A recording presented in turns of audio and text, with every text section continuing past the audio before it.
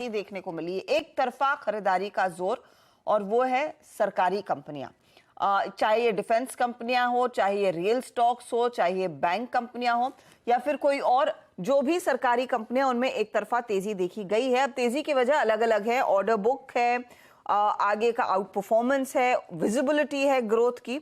लेकिन एक और चीज जो हमने इनफैक्ट नोटिस की, और शायद आपने भी, कि 10 अगस्त को लोकसभा में अविश्वास प्रस्ताव पर बोलते हुए नरेंद्र मोदी, जो हमारे प्रधानमंत्री हैं, उन्होंने शेयर बाजारों के निवेशकों के लिए भी एक गुरु मंत्र दे दिया था। मजाक में ही सही था लेकिन उन्होंने ये जरूर कहा था कि विपक्ष के लोग जिस सरकारी कंपनी को कोसते हैं, आप उसमें दांव लगा दीजिए, आपके निवेश में जबरदस्त रिटर्न्स मिलेंगे। पहले वो बात आपको सुनाते हैं और फिर आखिर मैप करके दिखाते हैं कि इत्तेफाक से ही सही इन सरकारी कंपनियों में कितनी तेजी देखने को मिली है। शेयर मार्केट में रुचि रखने वाले को भी ये गुरु मंत्र है कि जो सरकारी कंपनियों के लोग गाली देना, आप उसमें दांव लगा दीजिए साहब, अच्छा ही होने वाला है।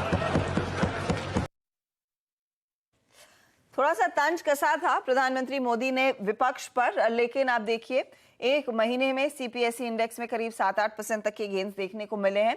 लेकिन इंडिविजुअल स्टॉक्स में तो आप कह सकते हैं एक बहुत ही तगड़ी रैली, आप कह सकते हैं बुलेट ट्रेन की तरह ये काउंटर्स भागे हैं। सुमित हमारे साथ है, उन्होंने कुछ डेटा क्रंचिंग की है। सुमित, 10 अगस्त को दरअसल ये बयान आया, उसके बाद तेजी में तो है, लेकिन कितनी तेजी और बढ़ गई है? मतलब ये इमीडिएट ट्रिगर बन गया बाजारों के लिए, और उसके बाद से भारतीय बाजारों में या फिर सरकारी कंपनियों में पंख लग गए।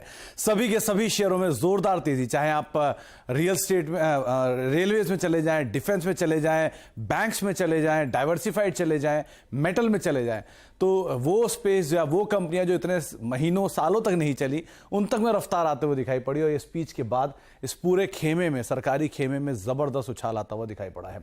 10 अगस्त से लेकर अब तक पीएसयू कंपनियों में ऑन एन एवरेज करीब 20 से 22% तक का रिटर्न आता हुआ दिखाई पड़ा है। और हर सेक्टर की सरकारी कंपनियों में खरीदारी रही है, चाहे डिफेंस हो, रेलवेज हो, मेटल हो, कोई भी सेक्टर की कंपनी आप उठा लीजिए, सब में खरीदारी आते हुए दिखाई पड़ी है। स्क्रीन पर कुछ आंकड़े आपके आएंगे, जिसमें सबसे पहले आएगा एमएमटीसी का नाम। लगातार ये कंपनी ऑपरेटिंग लॉस पे, लेकिन उसके बावजूद भी 38 रुपए का शेयर 62 रुपए पहुंच गया, 65% रिटर्न महज 25 दिनों में। जीएमडीसी बढ़िया डिविडेंड पे ऑफ भी है और करीब 51% के आसपास का मूव। आईआरएफसी लगातार तेजी में, 46% की तेजी यहां देखने को मिली।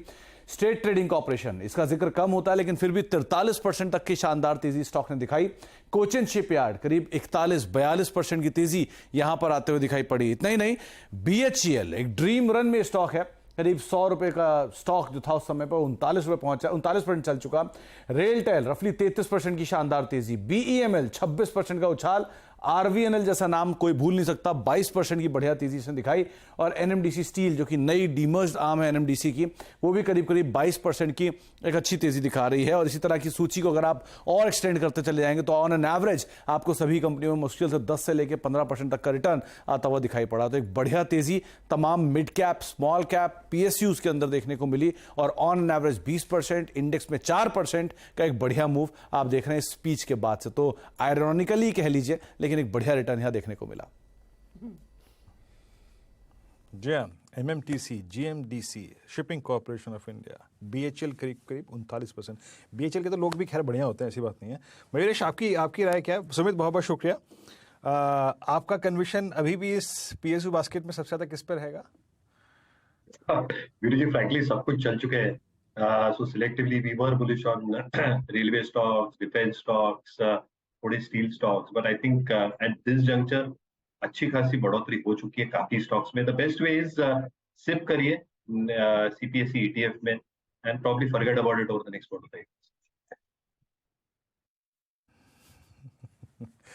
ओके, अभी इस वक्त अगर आप रिस्क रिवॉर्ड रेशो को कंपेयर करें तो शायद मेरे ख्याल से तर्कसंगत बात है, बिल्कुल तर्कसंगत बात है, क्योंकि बीते एक महीने में और जिस प्रधानमंत्री श्री नरेंद्र मोदी के स्टेटमेंट का हर्षदा जिक्र कर रही थी, उसके बाद एक वर्टिकल राइज है। अब मैं अगर एंट्री करूँ ना, मैं just putting instance of BHEL, एक बार बीएचएल ले गई डायरेक्टर साहब, 138.95 पे है। याद रखिएगा जो इसका वॉल्यूम था, तारीख थी 1 सितंबर को, यानी सीरीज जब कमेंस हुई थी, वो इसका वॉल्यूम आप समझ लीजिएगा कि नवंबर 2021 के बाद का सबसे हाईएस्ट वॉल्यूम था। एक वर्टिकल राइज था, आई थिंक 97 से लेकर 140 तक का मूव मात्र 5 सेशन में है। तो ये मयूरेश जी की बात बिल्कुल तर्कसंगत है कि आप